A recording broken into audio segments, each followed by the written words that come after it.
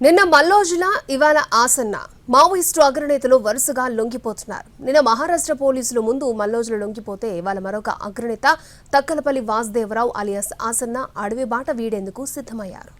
45 ఏళ్ల అజ్ఞాతవాసం తర్వాత జనజీవన స్రవంతిలో కలిశారు మావోయిస్టు అగ్రనేత మల్లోజుల వేణుగోపాల్. మహారాష్ట్ర సీఎం ఫడ్నవీస్ సమక్షంలో ఆయుధాన్ని వీడారు. ఫడ్నవీస్కు తన ఆయుధాన్ని అప్పగించగా ఆయనకు రాజ్యాంగాన్నిచ్చారు మహారాష్ట్ర సీఎం. పార్టీ పంథా సరిగా లేదంటూ కొన్ని రోజులుగా బహిరంగ లేఖలు రాస్తున్న వేణుగోపాల్ చివరకు అజ్ఞాతం వీడారు. ఈ మధ్యే మావోయిస్టు పార్టీ పొలిట్ బ్యూరో నుంచి వైదొలుగుతున్నట్టు ప్రకటించిన వేణుగోపాల్ ఇప్పుడు పూర్తిగా ఉద్యమాన్ని వదిలిపెట్టారు. మల్లోజుల వేణుగోపాల్తో పాటు 61 మంది మావోయిస్టులు లొంగిపోయారు. మల్లోజుల వేణుగోపాల్ అలియాస్ అభయ్ అలియాస్ సోను 1956లో కరీంనగర్ జిల్లా పెద్దపల్లిలో జన్మించారు.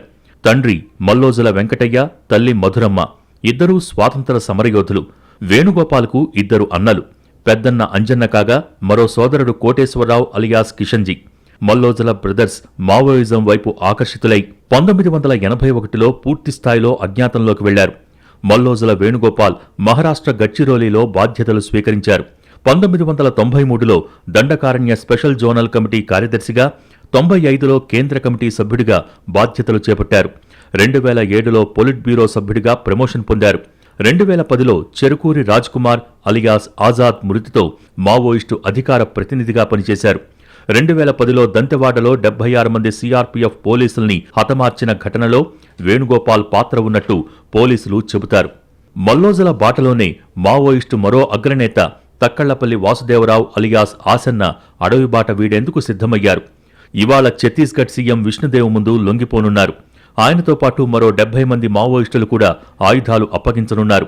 లొంగిపోయే వారిలో దండకారణ్యం ఎస్డీసీ సభ్యులు రాజమన్, రనితతో పాటు మరికొందరు డివిజన్ కమిటీ, ప్లాటూన్ కమాండర్లు ఉన్నట్టు సమాచారం. వీరంతా ఇప్పటికే జగదల్పూర్కు చేరుకున్నారు. లొంగుబాటు కార్యక్రమం కోసం ఏర్పాట్లు కూడా జరుగుతున్నాయి. ఇప్పటికే ఛత్తీస్గఢ్ సీఎంఓకు సైతం సమాచారమిచ్చారు. 1990లో మావోయిస్టు పార్టీలో చేరిన ఆసన్న దండకారణ్య స్టేట్ కమిటీ సభ్యుడిగా పనిచేశారు. బాంబుల తయారీ, గెరిల్లా దాడులు చేయటంలో ఎక్స్పర్ట్గా గుర్తింపు పొందారు. ఐపీఎస్ అధికారి ఉమేష్ చంద్ర హత్య, అప్పటి హోంమంత్రి మాధవరెడ్డి హత్య కేసుల్లోనూ ఆసన్న పాత్ర ఉన్నట్టు పోలీసులు చెబుతున్నారు.